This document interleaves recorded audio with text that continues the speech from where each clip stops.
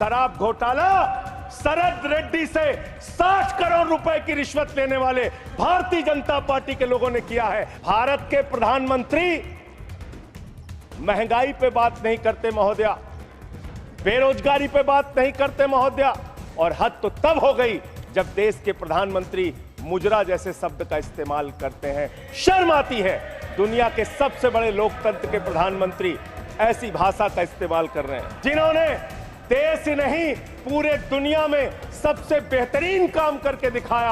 आपने चुनाव के पहले उनको गिरफ्तार करके जेल में डाल दिया। दिल्ली के मुख्यमंत्री को ईडी कोर्ट ने जमानत दी महोदया। ईडी कोर्ट ने कहा अरविंद केजरीवाल निर्दोष है। महोदया, ये रिश्वतखोर लोग हैं। जब जो पार्टी सत्ता में रहेगी, अगर विपक्ष के लोगों को जेल में डालेगी, उस पार्टी का सत्यानाश होगा। अपने नेताओं को बता देना, अपने नेताओं को बता देना। श्री संजय सिंह जी 10 मिनट कितनी मिनट है? धन्यवाद। 23 मिनट है जी,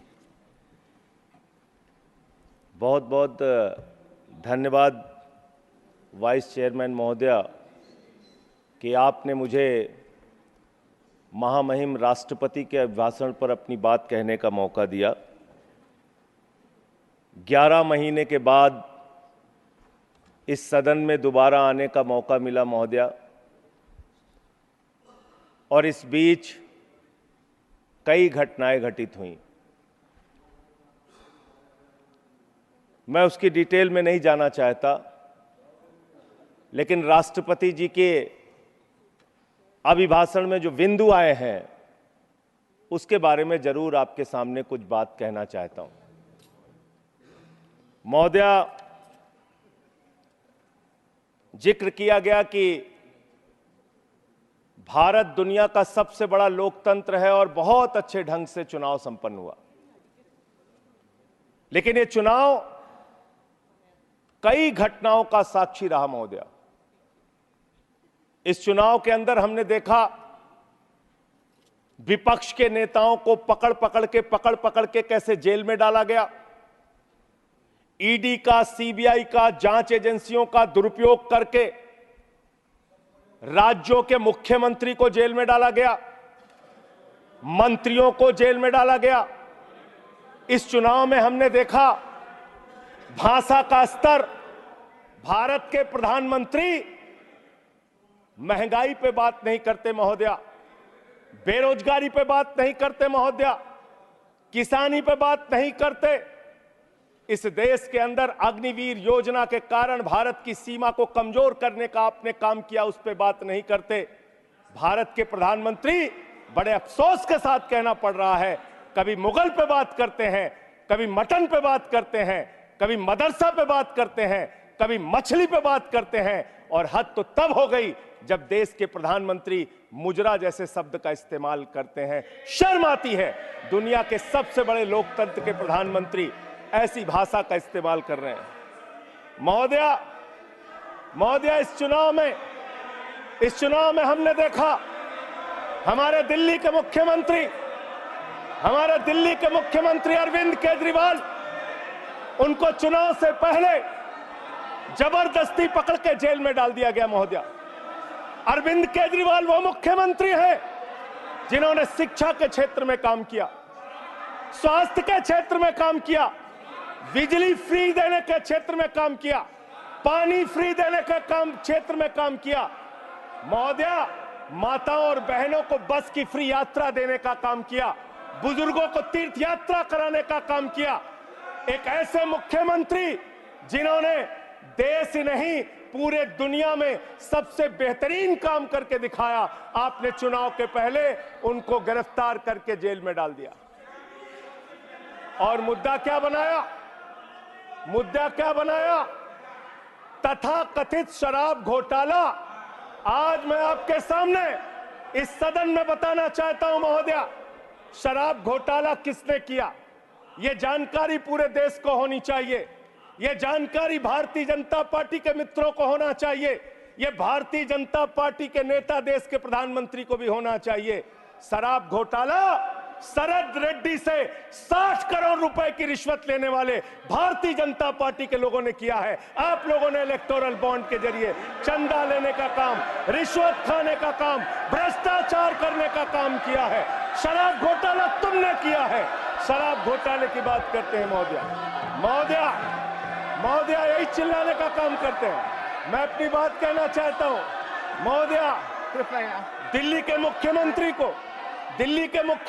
को ईडी कोर्ट ने जमानत दी महोदया। ईडी कोर्ट ने कहा अरविंद केजरीवाल निर्दोष है। महोदया ये रिश्वतखोर लोग हैं। आप बैठिए। ये रिश्वतखोर है। आप ये बैठिए। बेईमान है। आप बैठिए। ये भ्रष्टाचारी है आप महोदया। बैठिए। ये भ्रष्टाचारी है। आप बैठिए। भ्रष्टाचारियों को बोलने की हैसियत नहीं होनी चाहिए महोदया। ये भ्रष्टाचारी है। आप बैठिए। इन्होंने संजय शराब सिंह जी, घोटाला किया है। आप 60 बैठिए। करोड़ की रिश्वत खाई है। आप बैठिए। आप बैठिए। सब लोग पहले बैठिए। आप कृपया बैठिए। आप कृपया बैठिए। आप बैठिए। कृपया बैठिए। आप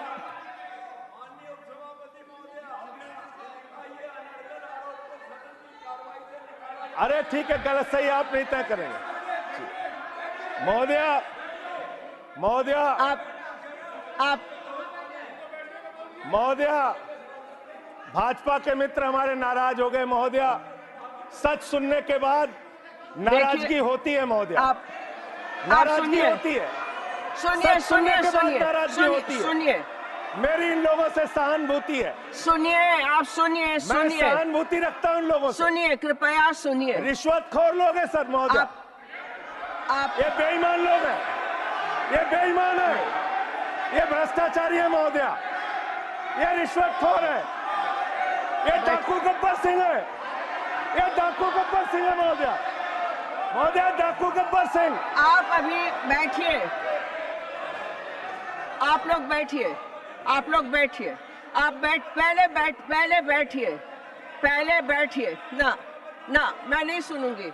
आप बैठिए पहले। आप पहले बैठिए। मैं कहूं तब आप प्लीज मैं कृपया शांति बनाए। एक सेकंड, हमारी भी बात सुनी जाए।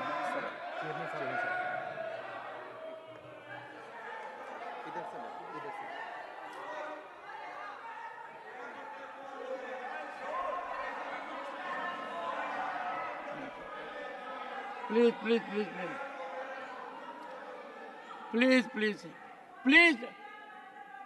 1 second. Madam, take your seat. No. Mr. Nagar, why this running commentary? If this running commentary takes place, I will call upon leaders of the parties to at least give their members basic decorum training. Why should it happen? Trading against with each other. The nation is watching us. Members have to contribute massively. Sri Sanjay Singh may continue. I know. I was watching the debate. Please. Mr. Gehlot. ये देश 1 second. लोकतंत्र से चलेगा माननीय। 1 second. You have to address the chair. आप ही को करना है। Leader of the opposition today set a very high standard. He addressed the chair. So, Sune, I want pin drop silence in the house. Let us see. He is leader of a legislative party. Now, please, 1 second. Okay. कुछ आपत्तिजनक चर्चा माननीय सदस्य ने की है, कृपया उस पर गौर करें और उसको प्रोसीडिंग से हटाने की कृपा करें। Mr. Gokhale, Sanjay, Mr. Raut and Mr. Gokhale, I have come here. I have already taken note of it.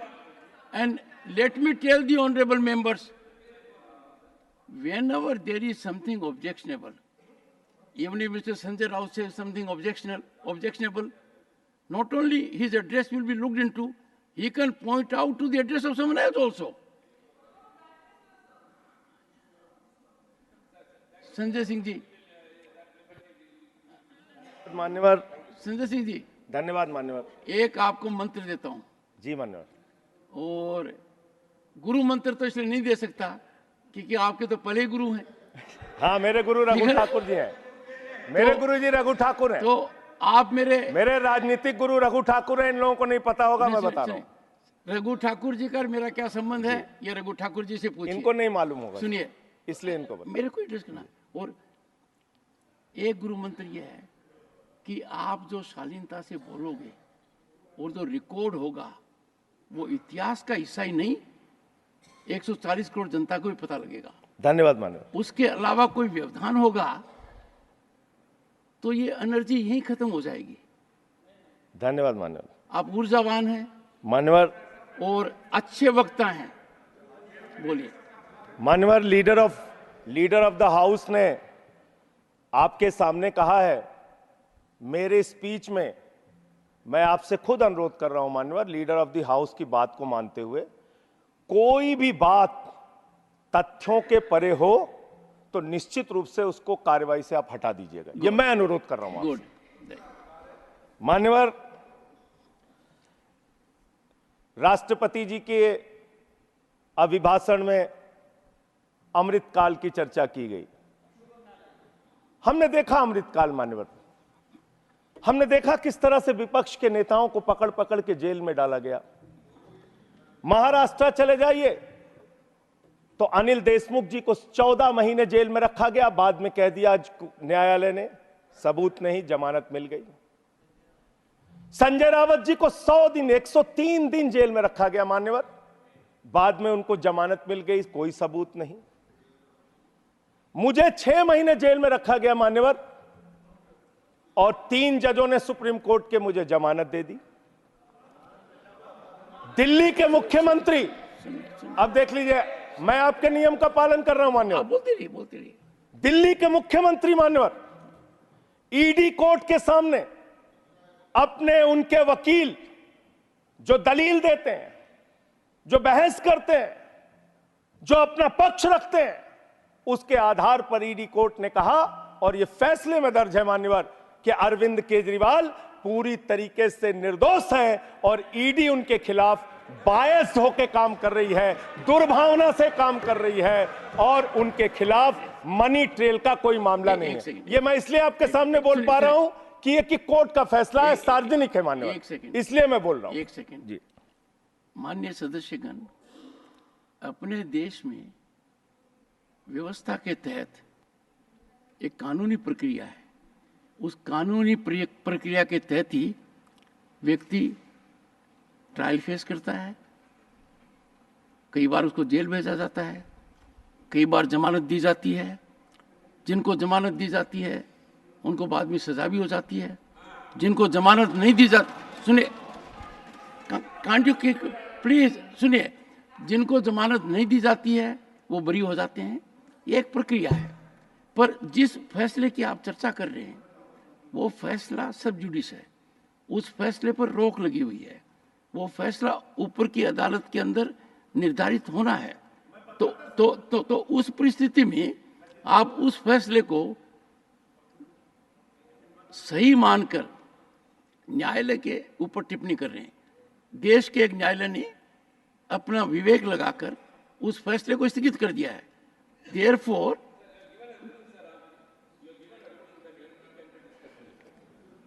okay, let me one second. Let me. Mr. Tiruchi Siva is a very experienced member of this house. He has made things lighter now.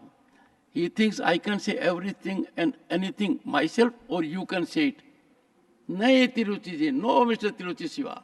Everything spoken in this house has to be sanctified. Sacred facts.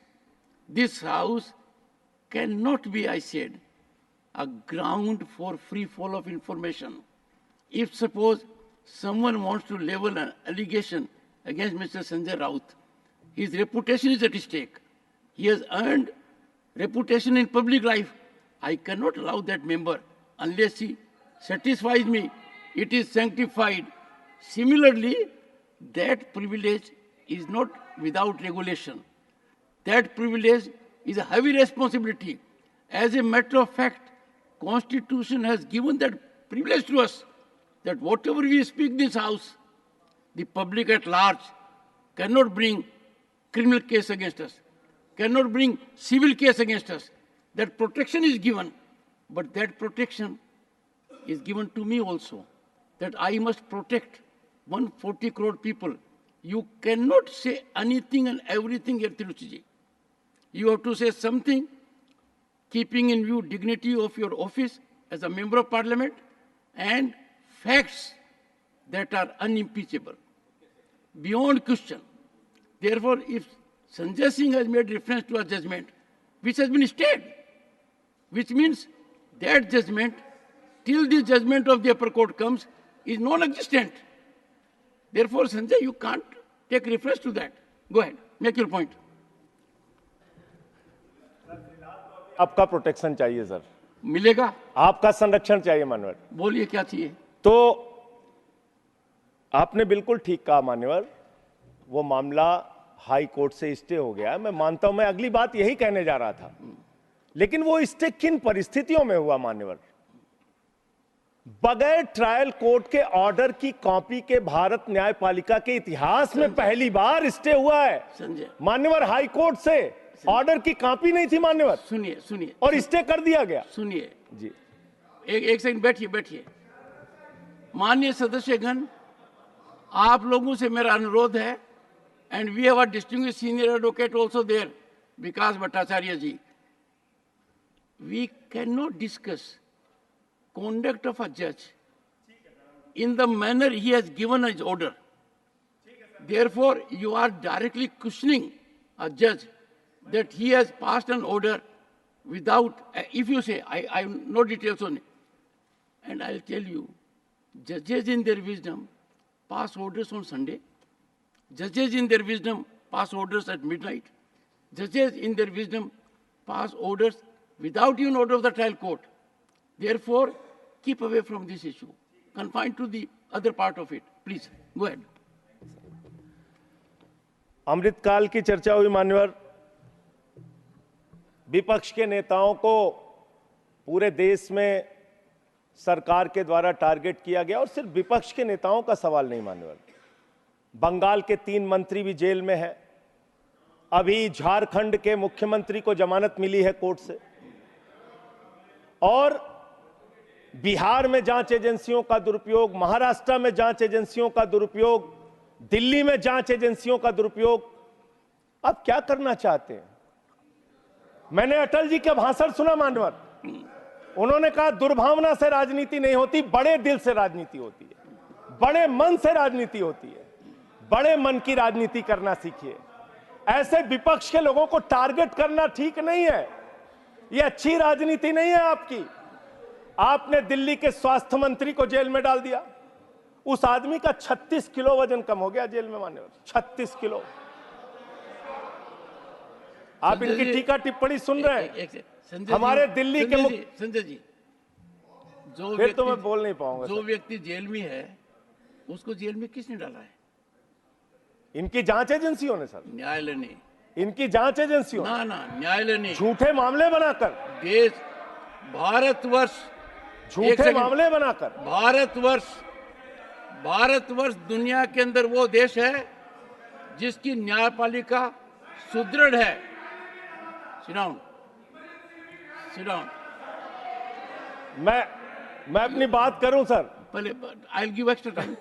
Problem एक minute में 3 बार बैठाया जाएगा तो कैसे बोल पाऊंगा sir? अगर 1 minute अब ऐसा करेंगे, आप बोलते रहिए। ठीक, थैंक यू सर। मान्यवर, मैं सिर्फ इतना कहना चाहता हूं, दुर्भावना की राजनीति बंद कीजिए। अगर आपको भारत के लोकतंत्र को मजबूत बनाना है, भारत के संविधान को मजबूत बनाना है, तो सत्ता पक्ष का भी महत्व है, प्रतिपक्ष का भी महत्व है। प्रतिपक्ष को खत्म करके, विपक्ष को खत्म करके नेताओं को जेल में डालकर आपको कोई लाभ होने वाला नहीं है। और पता नहीं कौन आपको सलाह देता है, किस गलतफहमी में आप लोग रहते हैं। मैं आपके लिए भी कह रहा हूं और इधर जो बैठे हैं उनके लिए भी कह रहा हूं, जब जो पार्टी सत्ता में रहेगी, अगर विपक्ष के लोगों को जेल में डालेगी, उस पार्टी का सत्यानाश होगा। अपने नेताओं को बता देना, अपने नेताओं को बता देना। आप इस गलतफहमी में मत रहना। और आप जेल की राजनीति कर रहे हैं। इस चुनाव ने आपको एक परिणाम दिया है, सोचने के लिए, विचार करने के लिए। इसमें स्पष्ट बहुमत का भी जिक्र है मान्यवर। स्पष्ट बहुमत कहां है? 400 पार। आपने नारा दिया 400 पार, 400 पार, 400 पार। Not a good habit. 400 पार का नारा आपने दिया। आपकी 240 सीट आई। स्पष्ट बहुमत कहां है? आपके दावे से 160 सीट कम आई मान्यवर, और 303 सीट पिछली बार थी, उससे 63 सीट कम आई मान्यवर, और 272 का बहुमत होता है, उससे 32 सीट कम आई मान्यवर। आपको सोचना होगा, विचार करना होगा, अपनी कमियों की समीक्षा करनी होगी। और आपकी कमियां क्या है? आपकी कमियां आपका अहंकार है। जब व्यक्ति अहंकार में होता है तो उसको कुछ दिखाई नहीं पड़ता मान्यवर। रावण भी अहंकार में था। उसने लगा प्रभु श्री राम वनों में रहने वाले, जंगलों में रहने वाले, वो मेरा क्या बिगाड़ पाएंगे। लेकिन भालुओं की, बानरों की सेना बनाकर लंका को आग लगाने का काम प्रभु श्री राम ने किया, रावण का नाश करने का काम प्रभु श्री राम ने किया। उस अहंकार का भी नाश होगा। और आप पता नहीं क्यों रिजल्ट को समझ नहीं पा रहे। आप लोग सबको गालियां देने लगते हैं। लोकतंत्र में अच्छी चीज नहीं मान्यवर। कभी मुसलमानों को गाली दो, कभी सिखों को गाली दो, कभी ईसाइयों को गाली दो, कभी जाटों को गाली दो, कभी मराठों को गाली दो, कभी दलितों को गाली दो, कभी पिछड़ों को गाली दो। आप सिर्फ गाली देते रहते। मान्यवर, ये गाली देना बंद कीजिए मान्यवर। अब अयोध्या वालों को गाली दे रहे मान्यवर, अयोध्या वालों को गाली दे रहे हैं, गाली दे रहे हैं अयोध्या वालों को मान्यवर। अयोध्या की हालत बताता हूं मान्यवर। अयोध्या में सुनो, अयोध्या के विकास के लिए इन्होंने कितना पैसा खर्चा किया मैं बता रहा हूं मान्यवर। अब रोकिए ना प्लीज सर। नहीं सुनिए प्लीज सर, मेरा बार बार आप रोकेंगे तो मैं बोल नहीं पाऊंगा। आपने जाटों का भी नाम ले दिया, मेरा लिहाज भी नहीं किया। अरे आप कोई गाली नहीं दी गई। नहीं, कोई गाली दी नहीं गई है। इतना असत्य बोल रहे हो। नहीं, मेरा नहीं लिया। एक समाज को ऐसे नहीं करना चाहिए। You are a senior, you are a second term and party के नेता हैं। जैसे आपने आकलन कर दिया नतीजों का, तो कहेंगे कि भाई आप अपने नतीजों को भी देखिए।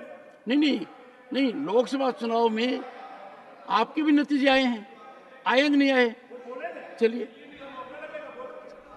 उनका मौका लगेगा, बोलेंगे। और लोकतंत्र में अच्छी चीज है, हमारे रिजल्ट गड़बड़ाएंगे, हम समीक्षा करेंगे। आपका गड़बड़ाया, आप समीक्षा कीजिए। आप तो कुछ मानने को तैयार नहीं। अयोध्या के इंफ्रास्ट्रक्चर डेवलपमेंट में हमारे मित्र जब यहां बोल रहे थे, अभी कल जब इनका भाषण मैंने सुना, तो कह रहे थे इंफ्रास्ट्रक्चर डेवलपमेंट में भारत नंबर 1 है। मैं बताता हूं इंफ्रास्ट्रक्चर डेवलपमेंट। इन्होंने मान्यवर अयोध्या के विकास में बहुत पैसा खर्चा किया, होना चाहिए। प्रभु श्री राम की नगरी को विकास करने में एयरपोर्ट पे 1450 करोड़ रुपए, रेलवे स्टेशन पे 724 करोड़ रुपए, अयोध्या रिंग रोड पे 4793 करोड़ रुपए, 14 कोसी परिक्रमा पे 1140 करोड़ रुपए, पंचकोसी परिक्रमा पे 773 करोड़ रुपए, रामपथ पर 787 करोड़ रुपए, टाउनशिप पर 2180 करोड़ रुपए, पुराने मंदिरों के जीर्णोद्धार पे 170 करोड़ रुपए, मेडिकल कॉलेज में 245 करोड़ रुपए। मान्यवर, ये पैसा गया कहां? पहली ही बरसात में प्रभु श्री राम के गर्भगृह में पानी गिरने लगा। पूरी अयोध्या की सड़कें टूटी हुई हैं। मुख्य पुजारी ने ये बात कही मान्यवर, मुख्य पुजारी ने ये बात कही, मंदिर के मुख्य पुजारी ने कही, ये भ्रष्टाचार की भेंट चढ़ा दिया मान्यवर इन्होंने पैसे को, भ्रष्टाचार की भेंट चढ़ा दिया मान्यवर। Nothing will go on record. सुनिए, can you take your seat? Can you take your seat? Can you take your seat? On one second, please. Take your seat. Honorable member, perhaps. Neeraj, please. Honorable members, please. I will urge leaders of the parties to keep their members under control. Honorable member, you have made a reflection which is wrong. You make a reflection because someone has said something. When I got this news, I verified, got in touch with responsible people. If you have real documentary evidence, when you are speaking as a member of parliament, you cannot give a speech as you give outside. It is not so. Let us not run down our institutions. It is a temple worshipped all over the world. It will last, you know, for how many years it will last? Are you aware of the technology that has gone there? When I went to Ayodhya, there was a presentation by the technical people. We must appreciate it. Merely because someone has said so, you take it as gospel truth. Make an effort to find out. I will not encourage the sensation.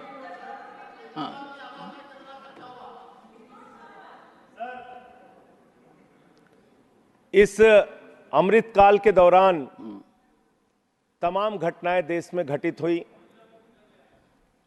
Agniveer जैसी योजना देश के अंदर आई, 4 साल की नौकरी, 17 साल में एक जवान सेना में भर्ती होगा, 21 साल में रिटायर हो जाएगा। मैं ऐसा मानता हूं मान्यवर, इस योजना के बारे में सरकार को पुनर्विचार करना चाहिए। नौजवानों में इसको लेकर प्रतिरोध है, गुस्सा है, और कहीं ना कहीं ये भारत की सेना को भी कमजोर करने की कार्रवाई है मान्यवर। अगर आप कारगिल के युद्ध को देखें और उसके पहले भी जो सेना के अधिकारियों से आप बात करेंगे, 5 साल तक जब कोई फील्ड में काम कर लेता है जवान, उसके बाद युद्ध के स्थिति में उसको इस्तेमाल किया जाता है, उसको आगे किया जाता है। इसलिए मान्यवर, यह अग्निवीर योजना कहीं ना कहीं भारत माता की सुरक्षा के साथ समझौता करने की कोशिश है। उस पर भी पुनर्विचार आपको करना चाहिए, इसको वापस लेना चाहिए। दूसरी बात, आपने बात की कि आप 5वीं सबसे बड़ी अर्थव्यवस्था बन गए दुनिया में। बहुत अच्छी बात है, मैं आपको शुभकामनाएं देता हूं। भारत को दुनिया की पहली नंबर की अर्थव्यवस्था बनाइए, हम सब खुश होंगे। लेकिन इसके साथ साथ प्रति व्यक्ति आय के मामले में आप कहां खड़े हैं? प्रति व्यक्ति आय के मामले में आप 141वें नंबर पर खड़े हैं, 141वें नंबर पर। 5वीं बड़ी अर्थव्यवस्था किसके लिए मान्यवर? चंद पूंजीपतियों के लिए, जिनका लाखों करोड़ रुपए बैंक का कर्जा माफ किया गया। यह किसके लिए मान्यवर? आपने कहा, चुनाव के दौरान हमने एक भाषण और सुना मान्यवर, कि आपकी संपत्ति लेके ये भाग जाएंगे, वो भाग जाएंगे, वो भाग जाएंगे। अरे संपत्ति कौन कौन लेके भागा है, ये तो सर्वविदित सत्य है। 20,000 करोड़ रुपए लेके नीरव मोदी भाग गया, 10,000 करोड़ रुपए लेके विजय माल्या भाग गया, 3,000 करोड़ लेके ललित मोदी भाग गया। ये कौन है? ये कौन है बड़े बड़े पूंजीपति? और मान्यवर, दूसरे सदन में इनका दिया गया जवाब है। मैं चाहूंगा आपके माध्यम से सरकार को इसका जवाब जरूर देना चाहिए, तो उसके बारे में मेरे साथ ये बहस कर सकते हैं, जो प्रस्ताव लाना हो ला सकते हैं। ये सर्वविदित सत्य है, मैं आपको बता रहा हूं मान्यवर। 3,53,000 करोड़ रुपए बैंक सेटलमेंट के, 3,53,655 करोड़ रुपए बैंक सेटलमेंट के नाम पे 43 कंपनियों का माफ किया गया। 43 कंपनियों का, इसका रिकॉर्ड आपके सामने मैं रख दूंगा। मान्यवर, संपत्ति आप कहां पहुंचा रहे हैं, किसको पहुंचा रहे हैं, किस लिए आप काम कर रहे हैं, किसके लिए काम कर रहे हैं, यह पूरे देश को जानना चाहिए। आपने रेलवे की उन्नति की चर्चा की है, वंदे मेट्रो की चर्चा की है। हमारे एक मित्र कह रहे थे ट्रेन में सफर, मैं शायद ट्रेन में भी सफर किया हूं, रोड से भी सफर किया हूं, इतना सफर किया हूं कि उसके आंकड़े जब सामने आएंगे तो वो एक गाथा लिखी जा सकती है उस पर। ट्रेन में सफर करने वालों की हालत आज क्या है?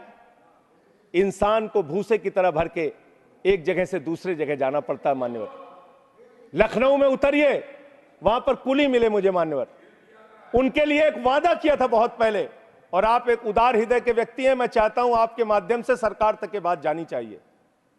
कुलियों को वादा किया इस सरकार ने कि आपके बच्चों को नौकरी दी जाएगी, कुलियों को वादा किया वर्दी दी जाएगी, तमाम प्रकार की सुविधाएं दी जाएंगी। उनका ज्ञापन मेरे पास पड़ा हुआ है, आज भी उनकी मांगों के बारे में कोई सुना नहीं। आपने इस देश के नौजवानों के साथ क्या किया? पेपर लीक पे पेपर लीक, पेपर लीक पे पेपर लीक, नीट का पेपर लीक, उत्तर प्रदेश में दरोगा की भर्ती का पेपर लीक, गुजरात में पेपर लीक, राजस्थान में पेपर लीक, बिहार में पेपर लीक, 2 साल में 70 पेपर लीक हुए मान्यवर, 70 पेपर लीक। इस देश के नौजवानों के साथ आपने खिलवाड़ करने का काम किया।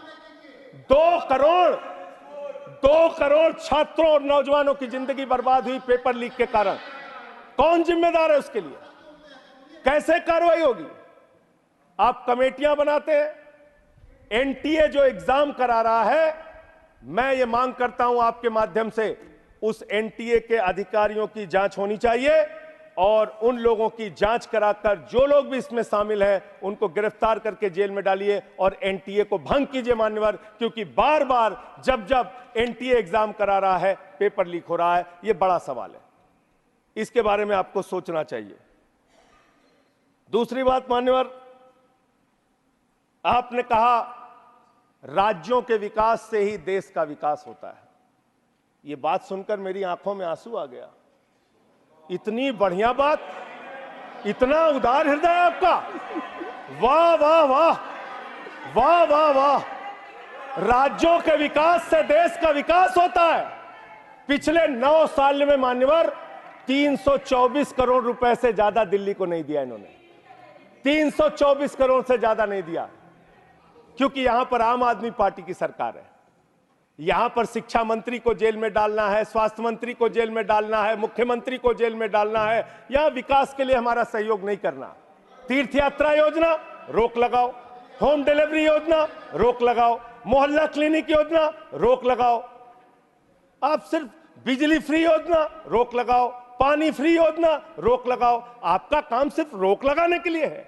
अब क्या राज्यों का विकास कर रहे हैं मान्यवर? 8,000 करोड़ रुपए रूरल डेवलपमेंट फंड का और बाकी शिक्षा स्वास्थ्य के फंड का, केंद्र सरकार के हिस्से का, पंजाब का, इन्होंने 8,000 करोड़ रुपए रोक के रखा है। यह राज्यों का विकास आप कर रहे हैं, यह राज्यों के साथ आपका वर्ताव है, यह आपका संघीय ढांचे में यकीन है। और सबसे महत्वपूर्ण बात मान्यवर, जो यहां पे कई वक्ताओं ने पहले भी कही, आप किस भावना से काम कर रहे हैं, किस भावना से आप काम कर रहे हैं? इस देश में दलितों के लिए, पिछड़ों के लिए, आदिवासियों के लिए, अल्पसंख्यकों के लिए, उनके अधिकारों की रक्षा के लिए भारत के संविधान में बहुत बड़ी ताकत उनको दी गई है। लेकिन जब वो जातीय जनगणना की मांग करते हैं, आप उनकी मांग सुनते नहीं। जब वो विश्वविद्यालयों में आरक्षण की बात करते हैं, उसमें 1-1, 2-2 पोस्ट निकाल के आप आरक्षण की व्यवस्था वहां पे खत्म करते हैं। जब वो अपने साथ होने वाले भेदभाव की चर्चा करते हैं, आप उस पर भी रोक लगाते हैं। मान्यवर, अमृतकाल के अंदर यह सवाल तो आपसे बनता है, यह पूछना तो आपसे बनता है कि जब प्रभु श्री राम के मंदिर का शिलान्यास हुआ तो तत्कालीन राष्ट्रपति वहां पर क्यों नहीं थे? जब उस प्रभु श्री राम के मंदिर का उद्घाटन हुआ तो मौजूदा राष्ट्रपति वहां पर क्यों नहीं थी? यह सवाल तो आपसे बनता है मान्यवर, यह सवाल तो इनसे पूछना बनता है कि अखिलेश यादव जी 5 साल मुख्यमंत्री रहे उत्तर प्रदेश के, जब घर खाली हुआ तो गंगा जल से धुला जाता है।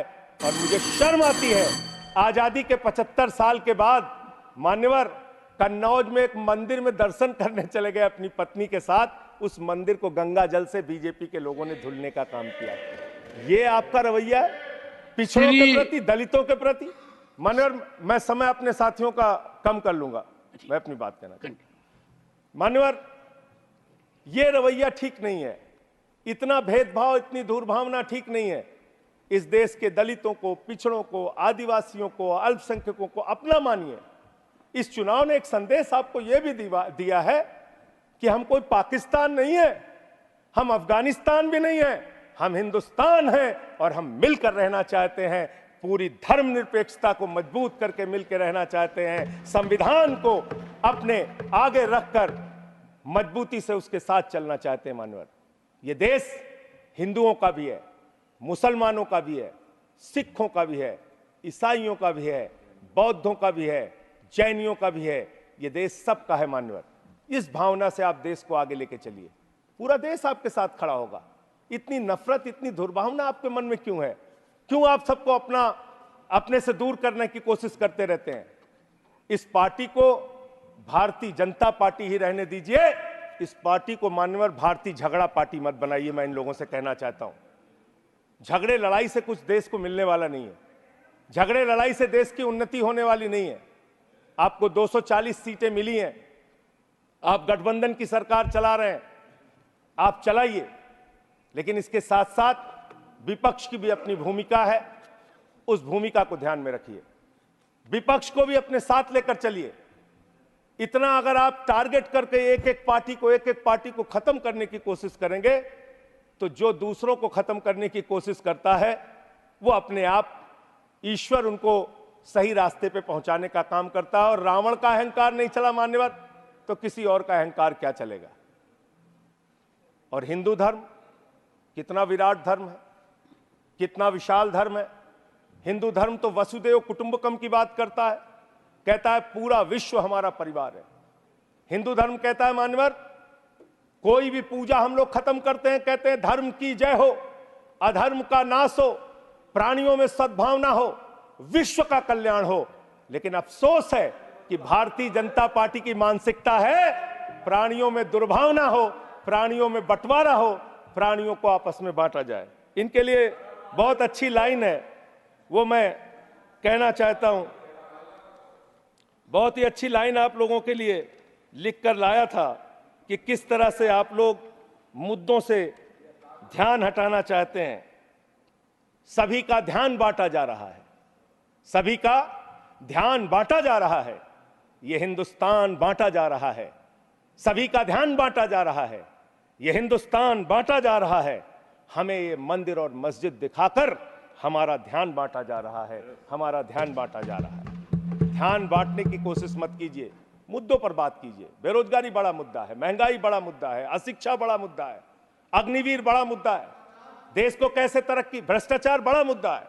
हमारे किसी साथी ने कहा, मैं आपका स्वागत करता हूं, कितनी अच्छी बात आपने कही, भ्रष्टाचार बहुत बड़ा मुद्दा है। लेकिन यह कैसा भ्रष्टाचार है? भारत के प्रधानमंत्री कहते हैं यह मोदी की गारंटी है, एक एक भ्रष्टाचारी को जेल में भेजूंगा, इस बात की गारंटी है। मुझे खुशी हुई, प्रसन्नता हुई प्रधानमंत्री के इस बात को सुन के। लेकिन जब मैं देखता हूं महाराष्ट्र में 70,000 करोड़ का घोटाला करने वाला बीजेपी के साथ, छगन भुजबल बीजेपी के साथ, नाम नारायण, ठीक है नाम नहीं लेता हूं, नाम नहीं ले रहा हूं सर। देखिए डिलीटेड। मैं दूसरा बस खत्म कर रहा हूं। सुनिए जो सर एक सेकंड, भ्रष्टाचार के खिलाफ सर एक सेकंड। इस सरकार ने ईमानदारी का संकल्प लिया है। Ramesh, first you are speaking while sitting on your seat. I am sure you are very senior man. You know it. And secondly, why are you intervening? I expect from a learned man like you a different kind of conduct which can be exemplified by others. Please help तो me. Sir प्रधानमंत्री जी का Sanjay ji these are deleted. ठीक है। आप जो आपका जो फैसला है मान्य सर। मान्यवर प्रधानमंत्री जी ने कहा किसी भी भ्रष्टाचारी को नहीं छोड़ूंगा, इस बात की गारंटी है। लेकिन पूरे देश में जब हम लोग निगाह उठाते हैं तब मुझे उनके नारे का मतलब समझ में आया। वो नारा ये है कि एक भी भ्रष्टाचारी को नहीं छोड़ूंगा, ये मोदी की गारंटी है। सारे भ्रष्टाचारियों को बीजेपी में शामिल करूंगा, ये प्रधानमंत्री की गारंटी है। ये गारंटी है आपकी। अच्छी बात है, कीजिए, तरक्की करेंगे आप लोग। और एक वॉशिंग मशीन भी चल रही है। लेकिन मैं एक बात जरूर कहना चाहूंगा। आपने मुझे रोक दिया मान्यवर, मैं मानता हूं, आपके आदेश का पालन करूंगा। लेकिन सब जगह चंदा दो धंधा लो स्कीम मत चलाइए। इलेक्टोरल बॉन्ड में आपका पर्दाफाश हो चुका है। 3,02,000 करोड़ रुपए के ठेके अलग अलग कंपनियों को दिए गए, जिनसे इलेक्टोरल बॉन्ड के नाम पे पैसा लिया गया। इसकी जांच होनी चाहिए, इसकी जांच होनी चाहिए मान्यवर। और मैं अयोध्या का जिक्र करने लगा, आप सब लोग नाराज हो गए। मेरे मन में भी नाराजगी है, गुस्सा है। मैंने चेताया था आपको, एप्लीकेशन भी दी थी, कोतवाली तहरीर दी थी। प्रभु श्री राम के मंदिर के स्थल पर ऐसे काम नहीं होने चाहिए। सड़कों पे गड्ढे बनेंगे तो सवाल उठेंगे और वो सवाल आपसे पूछे जाएंगे। मान्यवर, प्रभु श्री राम है, आपने उनके लिए गाना बना दिया। जो राम को लाए हैं हम उनको लाएंगे। बताइए आप, यहां पर बैठा हुआ कोई व्यक्ति क्या इस हैसियत में है कि वो राम को ला सकता है? नहीं। भगवान श्री राम हम सबको लेके आए हैं। भगवान इंसान को लेके आता है, कोई इंसान भगवान को नहीं ला सकता। और प्रभु श्री राम के लिए हमारे एक बहुत पुराने कवि हैं यमुना प्रसाद उपाध्याय जी, उन्होंने लाइन लिखी थी कि तुम्हारी पोल पट्टी खोलने लग जाए तो क्या हो, तुम्हारी पोल पट्टी खोलने लग जाए तो क्या हो, अगर मंदिर की मूरत बोलने लग जाए तो क्या हो, बताओ ब्रह्म बेला में जहां तुम पाप धोते हो वही सरयू का पानी खौलने लग जाए तो क्या हो। आज सरयू का पानी उबाल मार रहा है। अयोध्या में जो हालात हैं वो आपको देखना चाहिए। और अयोध्या के परिणाम से आप नाराज हुए, नाराज होना बनता है, लेकिन उसके कारण आपने सोचे। राम पथ गमन मार्ग, अयोध्या हारे आप, प्रतापगढ़ हारे, सुल्तानपुर हारे, कौशाम्बी हारे, सीतापुर हारे, रामपुर हारे, श्रावस्ती हारे, प्रयागराज हारे, चित्रकूट हारे। जहां जहां से प्रभु श्री राम गुजरे थे वो सारी सीटें आप लोग हार गए। नासिक हारे, रामटेक हारे, तो इसकी समीक्षा कीजिए। वर्धा हारे, तो इसलिए इसकी समीक्षा कीजिए, क्यों हो रहा है ऐसा आपके साथ। भगवान के नाम पर आप श्रद्धा रखिए और उस श्रद्धा को, उसका विस्तार कीजिए, हमें कोई आपत्ति नहीं है। देखिए आपके साथ ये इनका प्यार खत्म ही नहीं हो रहा है। मान्यवर,